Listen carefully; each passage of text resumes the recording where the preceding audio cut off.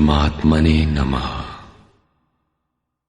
यथार्थ गीता, श्रीमद् भगवत गीता, अथ चतुर्थोध्याय। यज्ञ श्वास प्रश्वास का है, इंद्रियों के संयम का है, मन के निरोध का है, जैसा श्री कृष्ण अभी बता आए। इस यज्ञ को प्राप्त कहां किया जाए, उसकी विधि कहां से सीखे?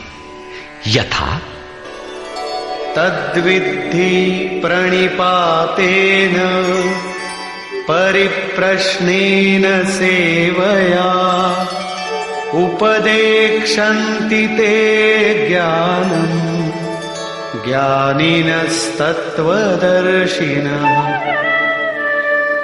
इसलिए अर्जुन, तू तत्वदर्शी महापुरुष के पास जाकर भली प्रकार प्रणत होकर, अर्थात दंडवत प्रणाम करके, अहंकार त्याग कर, शरण होकर, भली प्रकार सेवा करके, निष्कपट भाव से प्रश्न करके तो उस ज्ञान को जान। वे तत्व को जानने वाले ज्ञानी जन तेरे लिए उस ज्ञान का उपदेश करेंगे, साधना पथ पर चलाएंगे। समर्पित भाव से सेवा करने के उपरांत ही इस ज्ञान को सीखने की क्षमता आती है। तत्वदर्शी महापुरुष परम तत्व परमात्मा का प्रत्यक्ष दिग्दर्शन करने वाले हैं। वे यज्ञ की विधि विशेष के ज्ञाता हैं और वही आपको भी सिखाएंगे। यदि अन्य यज्ञ होता तो ज्ञानी तत्वदर्शी की क्या आवश्यकता थी? स्वयं भगवान के सामने ही तो अर्जुन खड़ा था। भगवान उसे तत्वदर्शी के पास क्यों भेजते हैं? वस्तुतः श्री कृष्ण एक योगी थे। उनका आशय है कि आज तो अनुरागी अर्जुन मेरे समक्ष उपस्थित है, भविष्य में अनुरागियों को कहीं भ्रम ना हो जाए कि श्री कृष्ण तो चले गए, अब किसकी शरण जाए। इसलिए उन्होंने स्पष्ट किया कि तत्वदर्शी के पास जाओ, वे ज्ञानी जन तुझे उपदेश देंगे। और यज्ञात्वा न पुनर्मोहम् एवं यास्यसि पांडव येन भूतान्यशेषेण द्रक्ष्यस्यात्मन्यथो मयि। उस ज्ञान को उनके द्वारा समझकर तू इस प्रकार फिर कभी मोह को प्राप्त नहीं होगा। उनसे दी गई जानकारी के द्वारा उस पर चलते हुए तू अपनी आत्मा के अंतर्गत संपूर्ण भूतों को देखेगा, अर्थात सभी प्राणियों में इसी आत्मा का प्रसार देखेगा। जब सर्वत्र एक ही आत्मा के प्रसार को देखने की क्षमता आ जाएगी, उसके पश्चात तू मुझ में प्रवेश करेगा। अतः उस परमात्मा को पाने का साधन तत्व स्थित महापुरुष के द्वारा है। ज्ञान के संबंध में, धर्म और शाश्वत सत्य के संबंध में श्री कृष्ण के अनुसार किसी तत्वदर्शी से ही पूछने का विधान है।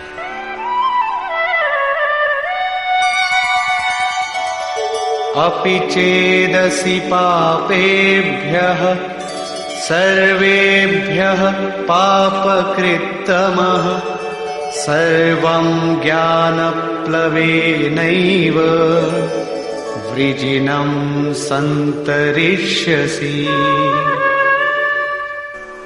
यदि तू सब पापियों से भी अधिक पाप करने वाला है, तब भी ज्ञान रूपी नौका द्वारा सभी पापों से निसंदेह भली प्रकार तर जाएगा। इसका आशय आप ये न लगा ले कि अधिक से अधिक पाप करके कभी भी तर जाएंगे। श्री कृष्ण का आशय मात्र यही है कि कहीं आप भ्रम में न रहे कि हम तो बड़े पापी हैं, हमसे पार नहीं लगेगा। ऐसी कोई गुंजाइश न निकाल ले। इसलिए श्री कृष्ण प्रोत्साहन और आश्वासन देते हैं कि सब पापियों के पापों के समूह से भी अधिक पाप करने वाला हो, फिर भी तत्वदर्शियों से प्राप्त ज्ञान रूपी नौका द्वारा तू निसंदेह संपूर्ण पापों को अच्छी प्रकार पार कर जाएगा। किस प्रकार? यथैधांसि समिद्धोऽग्निः भस्मसात् कुरुतेऽर्जुन ज्ञानाग्निः सर्वकर्माणि भस्मसात् कुरुते तथा। अर्जुन, जिस प्रकार प्रज्वलित अग्नि ईंधन को भस्म कर देता है, ठीक उसी प्रकार ज्ञान रूपी अग्नि संपूर्ण कर्मों को भस्म कर देता है। ये ज्ञान की प्रवेशिका नहीं है जहां से यज्ञ में प्रवेश मिलता है, वरन ये ज्ञान अर्थात साक्षात्कार की पराकाष्ठा का चित्रण है, जिसमें पहले विजातीय कर्म भस्म होते हैं और फिर प्राप्ति के साथ चिंतन कर्म भी उसी में विलय हो जाते हैं। जिसे पाना था पा लिया, अब आगे चिंतन कर किसे ढूंढे? ऐसा साक्षात्कार वाला ज्ञानी संपूर्ण शुभाशुभ कर्मों का अंत कर लेगा। वो साक्षात्कार होगा कहां? बाहर होगा अथवा भीतर? इस पर कहते हैं,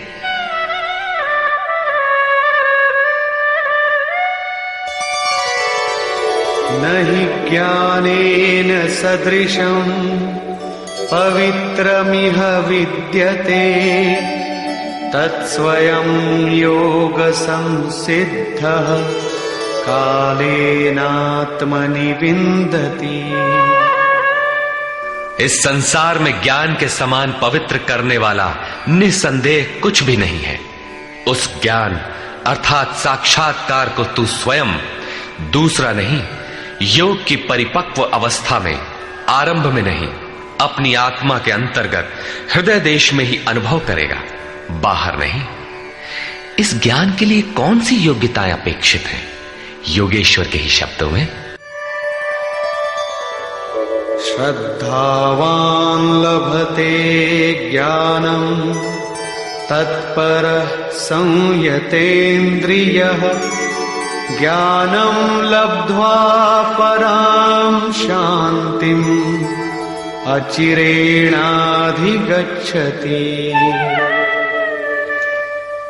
श्रद्धावान, तत्पर तथा संयतेंद्रिय पुरुष ही ज्ञान प्राप्त कर पाता है। भावपूर्वक जिज्ञासा नहीं है तो तत्वदर्शी की शरण जाने पर भी ज्ञान नहीं प्राप्त होता। केवल श्रद्धा ही पर्याप्त नहीं है, श्रद्धावान शिथिल प्रयत्न भी हो सकता है। अतः महापुरुष द्वारा निर्दिष्ट पथ पर तत्परता से अग्रसर होने की लगन आवश्यक है। इसके साथ ही संपूर्ण इंद्रियों का संयम अनिवार्य है। जो वासनाओं से विरत नहीं है उसके लिए साक्षात्कार अर्थात ज्ञान की प्राप्ति कठिन है। केवल श्रद्धावान आचरणरत संयतेंद्रिय पुरुष ही ज्ञान प्राप्त करता है। ज्ञान को प्राप्त कर वो तत्क्षण परम शांति को प्राप्त हो जाता है, जिसके पश्चात कुछ भी पाना शेष नहीं रहता। और जहां श्रद्धा नहीं है, अज्ञश्चा श्रद्धानश्च संशयात्मा विनश्यति नायं लोकोऽस्ति न परो न सुखं संशयात्मनः। अज्ञानी जो यज्ञ के विधि विशेष से अनभिज्ञ है एवं श्रद्धा रहित तथा संशय युक्त पुरुष इस परमार्थ पथ से भ्रष्ट हो जाता है। उनमें भी संशय युक्त पुरुष के लिए न तो सुख है, न पुनः मनुष्य शरीर है और न परमात्मा ही। अतः तत्वदर्शी महापुरुष के पास जाकर इस पथ के संशयों का निवारण कर लेना चाहिए, अन्यथा वे वस्तु का परिचय कभी नहीं पाएंगे। फिर पाता कौन है?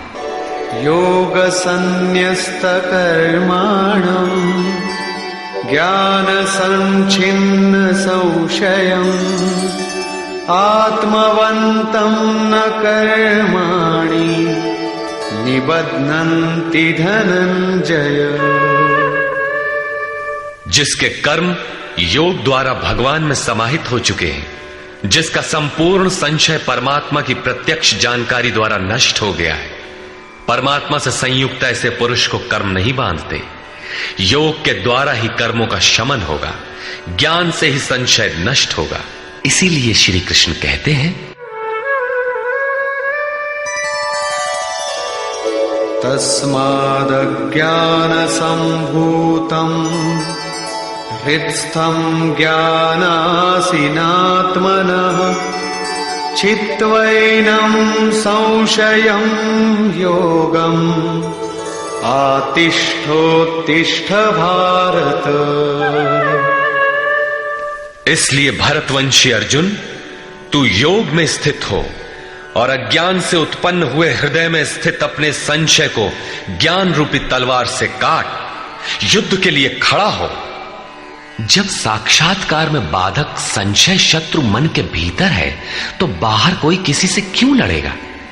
वस्तुतः जब आप चिंतन पथ पर अग्रसर होते हैं तब संशय से उत्पन्न बाह्य प्रवृत्तियां बाधा के रूप में स्वाभाविक है।